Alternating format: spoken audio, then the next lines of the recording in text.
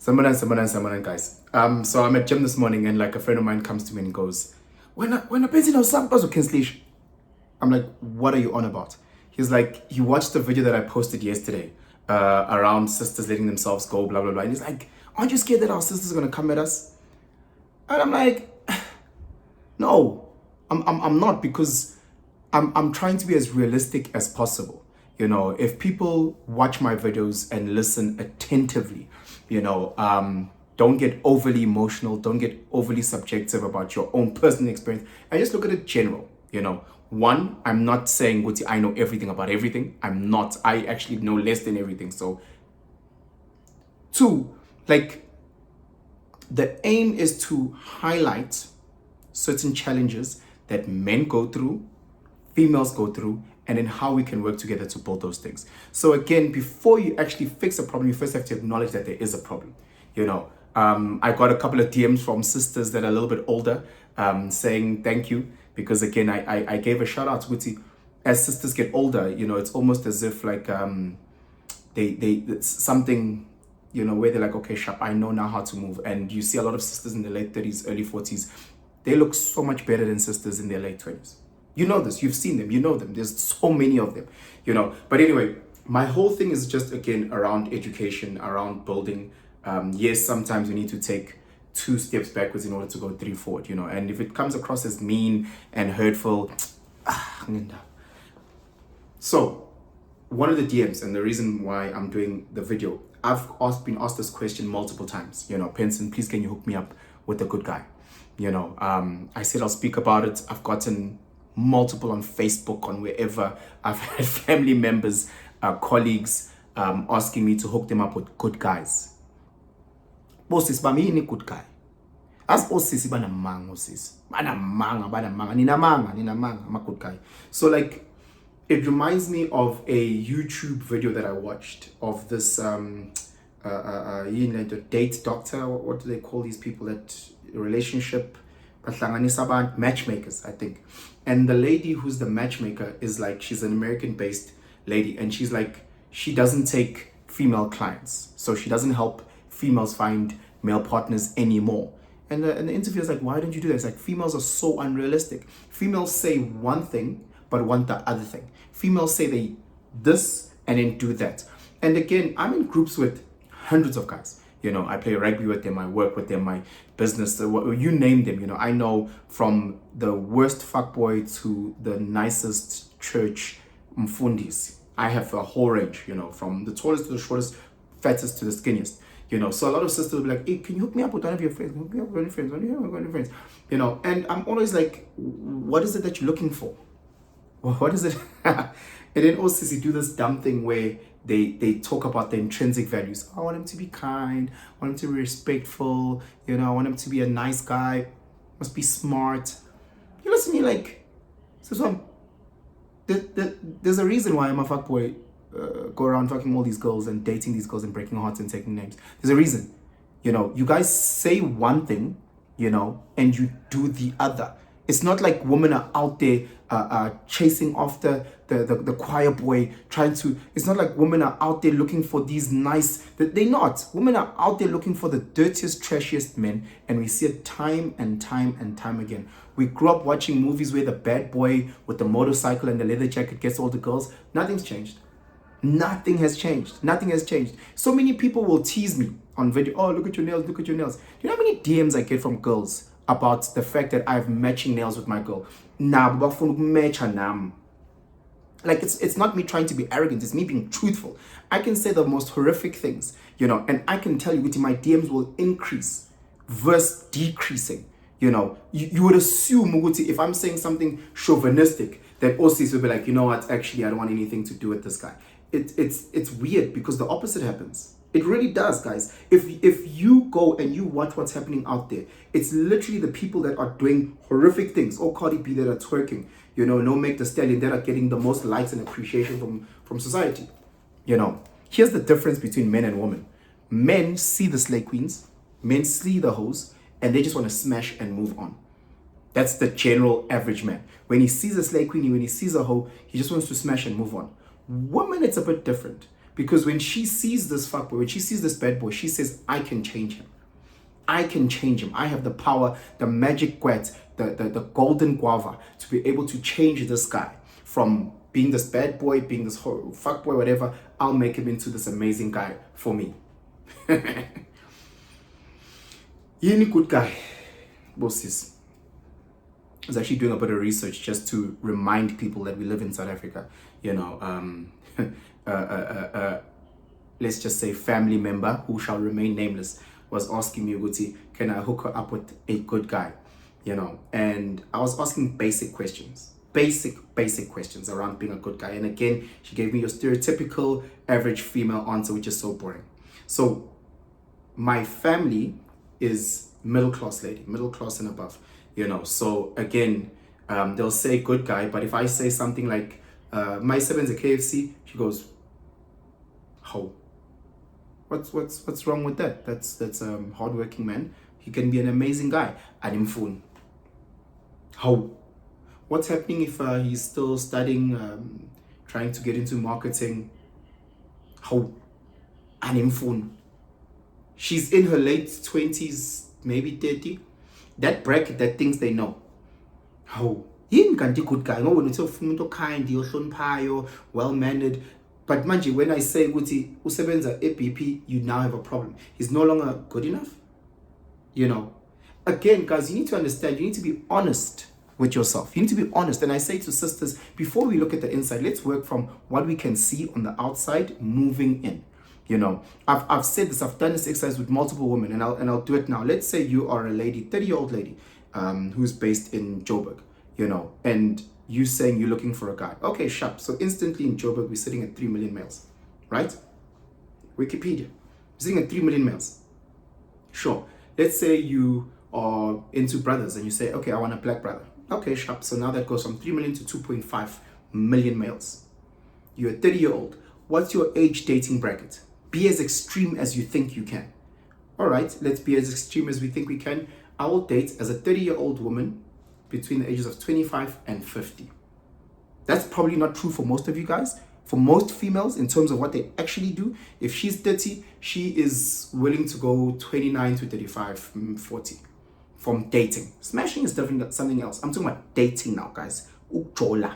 So let's just say between the ages of 25 and 50. So now we're looking at 40% of the population.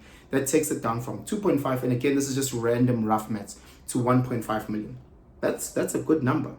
That's a good number. The sister that I'm talking to is probably about 1.7. So she probably comes up to like here by me. Probably like Kudanyana, so let's say about 80 kgs. And I'm asking her, and I'm like, Sissy, so like height-wise? Like height-wise, how do you want this guy? As my intrinsic good guy, height-wise. She's like, hey, as depends if he can be like your height or taller. I'm like, I'm 178. You know, like I'm not considered a tall guy, nor am I considered a short guy. Understand the average height of a male in South Africa, an adult male, is 1.69. That's 10 centimeters shorter than me. 10 centimeters shorter than me. You know, so I'm not average at all. I'm way above average if we're looking at the numbers. The average weight of an adult male in South Africa is 70 kgs. 70. Come on. So I'm looking at Losisi Lona. I'm putting it like this so that she doesn't call me out, because she might put one and one together. So she says she wants a guy my height, ne? And because Losisi, so she was like, yeah, also just a bit my size or bigger. Akafuni ukuthi mina, by the way, you know, but let bygones be bygones. So I was like, Sissy, you do understand, Uguti, to find a guy who's 90 kgs plus 1.8 meters, we are now talking about 10% of this population. So again, we're going now to 150,000 men. Okay, can you see what's happening? Can you see what's happening? Sissy does, in my opinion, well, probably making about 25, 30K a month. The average salary in South Africa, to be considered middle class, you need to be earning 15,000 Rand. So then I ask her the hard question, how much must he be earning? How much must he be earning? You know, forget what he studied, forget what, how much must he earning? And she was looking at herself and she's like, look, she's 30, she wants to have kids, she's trying to build a family, so she's looking at a guy who's earning 50K and above. So now we're talking about the top, what is it, 20%?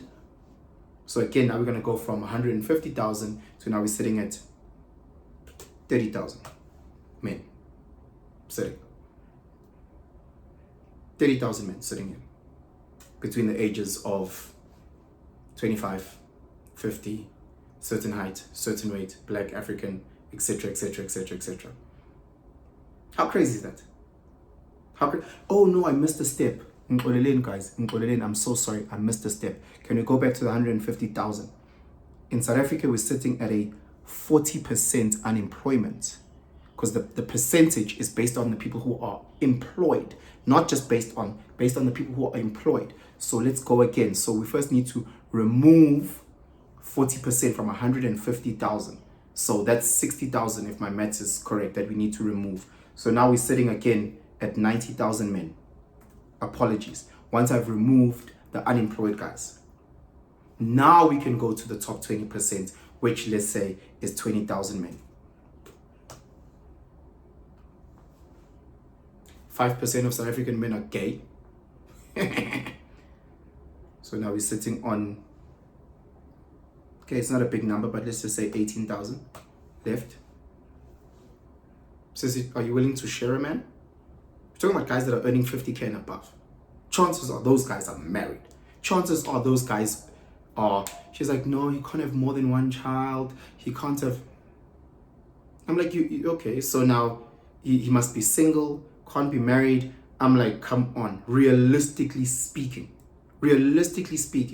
how many guys in that bracket who are earning 50,000 Rand and above have no kids, not married, not in a relationship? How many are we talking about? Like, really, we're probably talking about 10% of that number, if that. So we're going down like to like 1,500. So, and again, just because they're not married doesn't mean that they're not fuckboys. Now let's add all these soft things that you're asking for. Now let's add, she's very religious. She wants a guy who's religious. We're down 500. She wants a guy who stays suburb. What's and I'm looking at this number going down and down and down, and we're doing this thing and we're talking, and got to a point where I was like, okay, you're probably looking at about 50 men in the whole of Joburg who are a certain height, who have a certain age, who earn a certain salary, who are single, who are all these things. And I was like, of those 50 men, how many do you think want you? Hey.